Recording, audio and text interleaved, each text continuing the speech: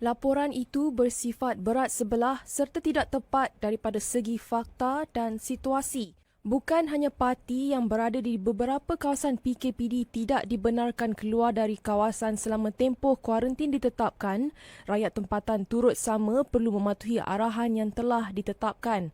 Dalam satu kenyataan, jelas beliau lagi, kerajaan memperuntukkan pembelanjaan yang besar bagi menanggung kos termasuk penyediaan makanan, tempat tinggal dan rawatan kesihatan ketika dan sebelum pelaksanaan PKP. Pada April, seramai 10,500 banduan asing berada di depot tahanan menjalani hukuman sementara menunggu proses penghantaran pulang ke negara asal mereka. Fasa pertama, 1,022 tahanan warga Indonesia dihantar pulang pada 9 April dan 10 April, 509 orang ke Jakarta dan 513 orang ke Medan. Manakala fasa kedua, 145 tahanan warga Thailand dihantar pulang ke Bangkok pada 23 April. Fasa ketiga pada 26 April pula menyaksikan seramai 607 orang tahanan warga Bangladesh dihantar pulang. Kerajaan Malaysia mencabar agensi media antarabangsa Al Jazeera untuk mengemukakan bukti negara yang memberi kebebasan mutlak kepada warga asing yang tiada dokumen untuk kekal dalam sesebuah negara. Menteri Kanan Keselamatan Datuk Seri Ismail Sabri Yaakob menegaskan tindakan kerajaan terhadap pendatang asing tanpa izin atau parti diambil berdasarkan undang-undang yang ditetapkan. Kita boleh tanya Al Jazeera ni, berikan kita nama mana-mana negara di dalam dunia ini yang membenarkan warga asing yang tidak mempunyai dokumen perjalanan ataupun yang mempunyai dokumen yang tidak sah boleh bebas di negara mereka.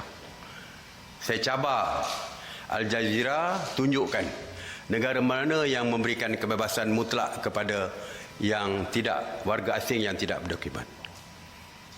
Tidak ada. Jawapannya setahu saya tidak ada.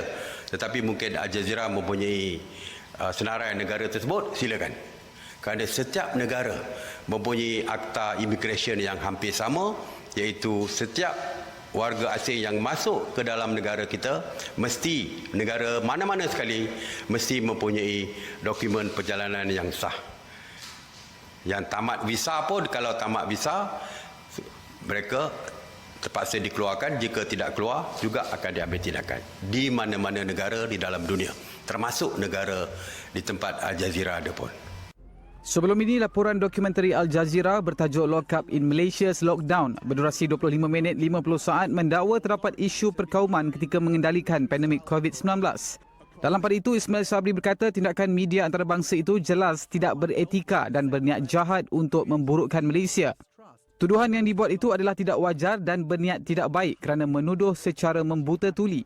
Beliau menambah laporan agensi media itu yang mendakwa kanak-kanak warga asing digari sebelum dibawa ke pusat tahanan juga merupakan pembohongan.